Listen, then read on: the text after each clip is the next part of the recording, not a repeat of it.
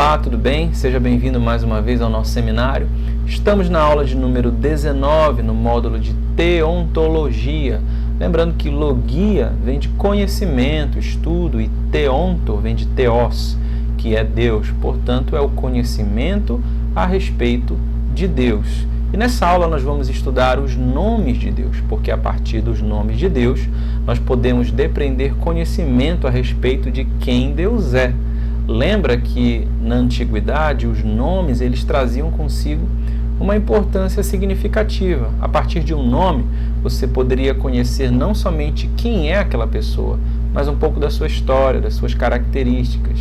Deus ele nomina Abrão de Abraão, ele não mais é um pai exaltado, mas agora por causa do seu propósito ele é um pai de multidões. Deus nomina Jacó de Israel e assim por diante. A partir dos nomes de Deus podemos conhecer um pouco de como Deus se revela, um pouco dos seus atributos. Vamos começar com o Antigo Testamento e vamos depois para o Novo Testamento.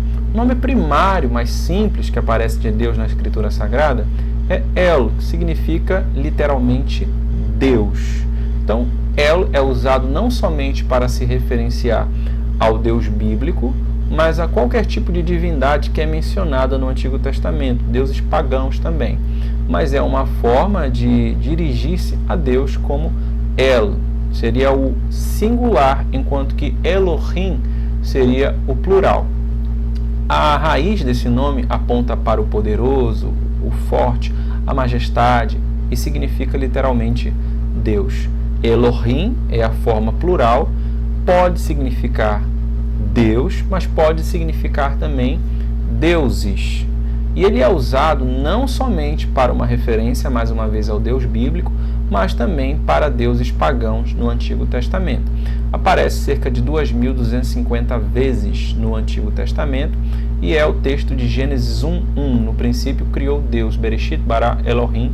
Aqui é uma referência a Deus mesmo, ao Deus bíblico. O terceiro nome seria Adonai, é um nome muito comum que significa Senhor, por isso Shalom Adonai, a paz do Senhor. Significa não somente Senhor, mas como mestre, proprietário. É uma designação do Deus bíblico, mas também aparece como designação para outros deuses. Veja que os três nomes que nós mencionamos agora não são nomes exclusivos, mas são nomes que apontam para o Deus bíblico e podem ser utilizados para outros deuses também. Inclusive, Adonai não somente para outros deuses, mas também para senhores, para pessoas que são dotadas de alguma autoridade. Agora, o nome que é utilizado como exclusivo da majestade de Deus é o tetragrama, Yod-He-Vav-He, YHWH, literalmente traduzido como o eu sou, ou eu serei o que serei. Aqui nós estamos diante do verbo ser no hebraico, que é o verbo havá. É por isso que em Êxodo 3,14, onde esse nome aparece, Deus encontra-se com Moisés e ali o texto diz: Vayomel Elohim el Moshe Eriel, Ashel Eriel. Então disse Deus, ou disse o Senhor a Moisés: eu sou o que sou, ou eu serei o que serei. Como é o verbo ser, nós não sabemos exatamente a conjugação verbal que esse verbo está conjugado. Pode ser eu serei, eu estou sendo, eu sou, mas a priori, na origem, a raiz é o verbo ser, que vai aparecer quase 7.000 vezes no Antigo Testamento. É um nome exclusivo de Deus que não é utilizado para qualquer outra divindade, mas para o Deus bíblico. Yod-He-Vav-He. Sempre que você encontrar em caixa alta no Antigo Testamento a palavra Senhor, é uma referência a Yahvé, YHWH. Mas eu falei Yahvé. Qual é a pronúncia adequada do tetragrama? Não sabemos. A maioria dos estudiosos, é quase que unânime nessa opinião, não sabemos como se pronuncia o nome original de Deus.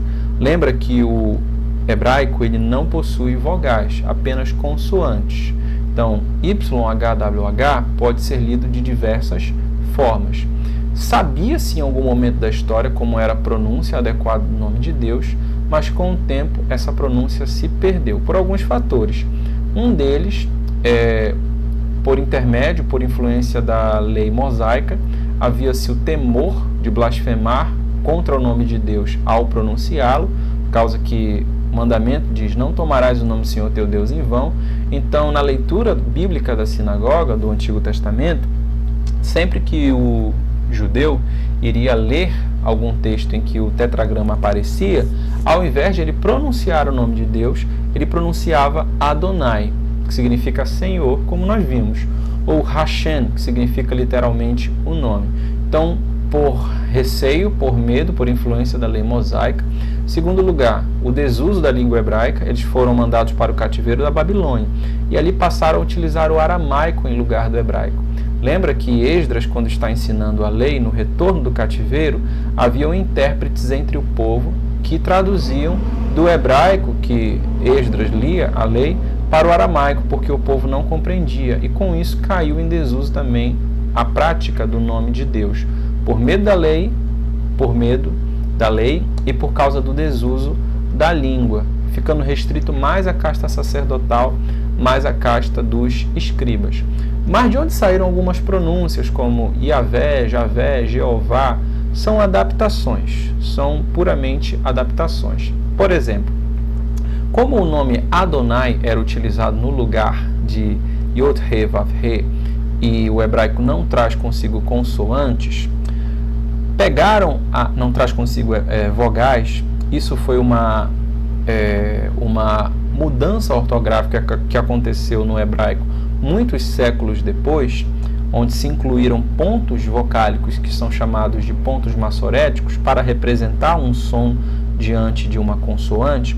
Pegaram esses pontos massoréticos, que seriam vogais no hebraico, e pegaram os pontos massoréticos de Adonai, que era utilizado na leitura da sinagoga, e mandaram para as consoantes de Yod-He, Vav-He.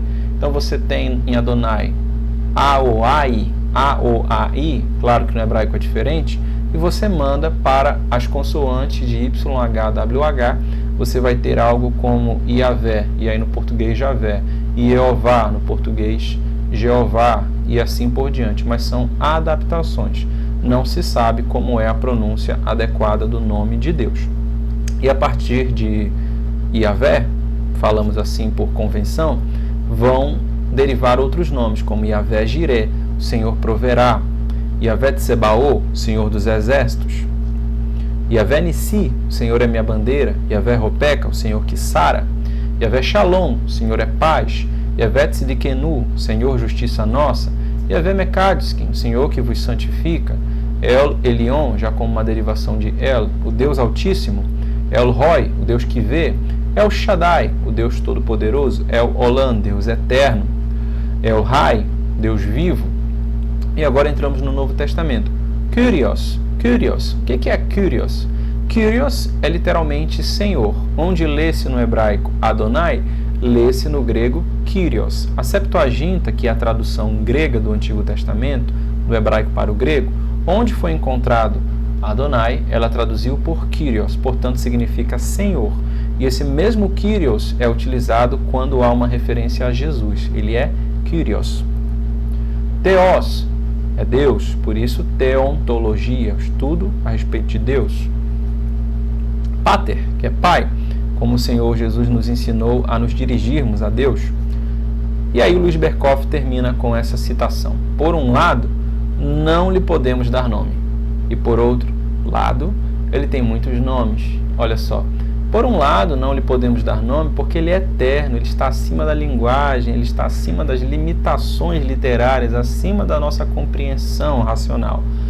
Por outro lado, ele tem muitos nomes, porque na Bíblia ele se revela com muitos nomes que revelam parte dos seus atributos, que revelam parte das suas características, da sua misericórdia, bondade, justiça e eternidade. Ficamos aqui, até a próxima aula. Um abraço.